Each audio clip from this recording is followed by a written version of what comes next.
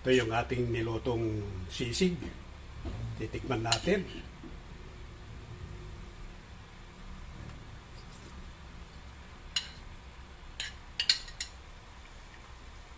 Sarap. Tamang-tama lang yung anghang niya. Perfect na. Ayos na.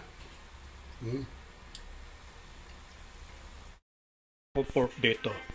Ayan mo. Nilaga ko muna itong pork. Puro laman. Para lumambot. Gagawin ko dito sisig. Meron akong atay.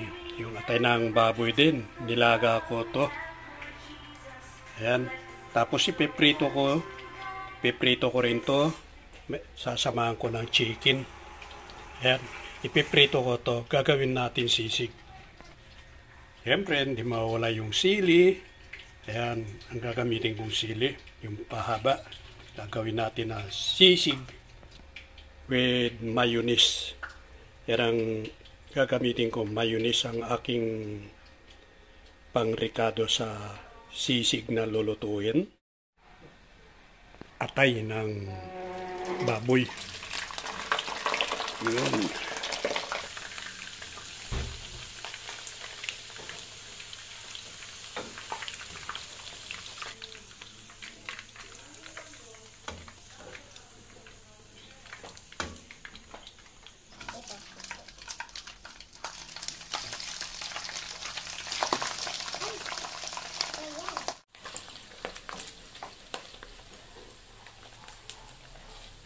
Itapon mo na.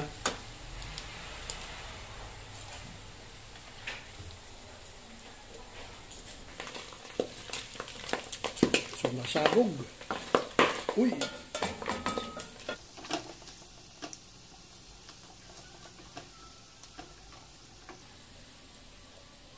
Susunod ko na yung chicken na prito.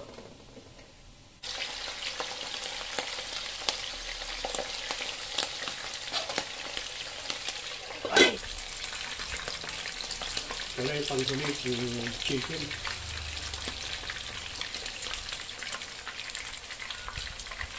Iiwain pa natin yan dahil pinito. Kailangan iiwain natin ulit bago iluto ulit. Ihanda muna natin itong panggisa natin, yung bawang, sibuyas at sili.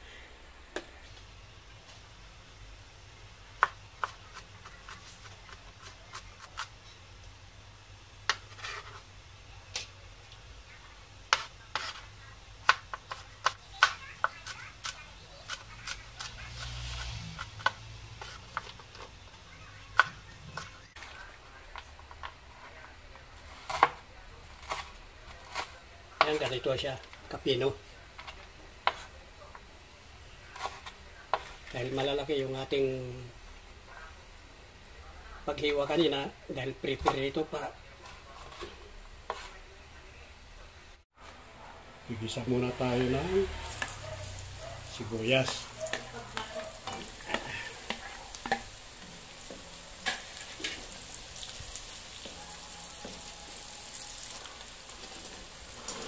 Yan ang sisig.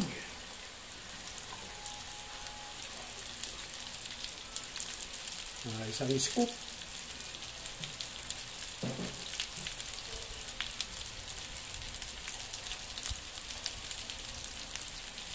Yan ang nagpapasarap. Mayonnaise.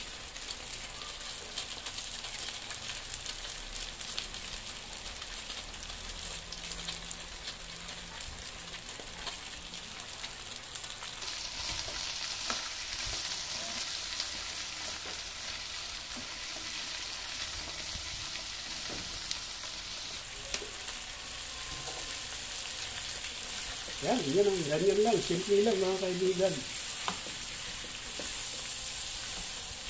Yung ating niluto, lalagyan natin ng magic sarap. Yan, kalahati lang. Ano? Soy sauce. Ang ating lalagay. Ito lang. Lalagyan natin ng kalamansi. Dito na.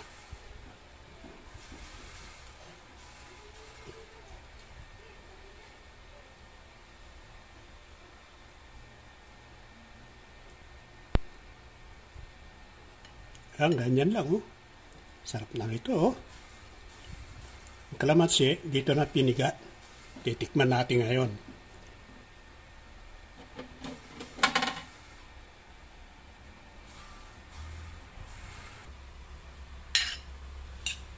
Ito yung ating nilutong sisig. Titikman natin.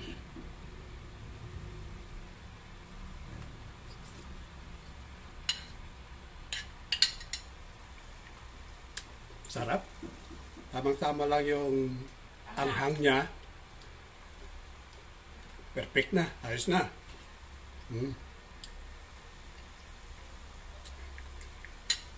Pwede mong ulit-ulitin. Dahil masarap. Dahil yung sili, yung green na sili, hindi labuyo. Para katamtaman lang yung anghang na ating pagluluto.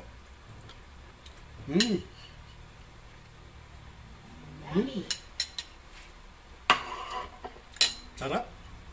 Nagpasarap dyan yung mayonnaise tsaka yung atay ng baboy.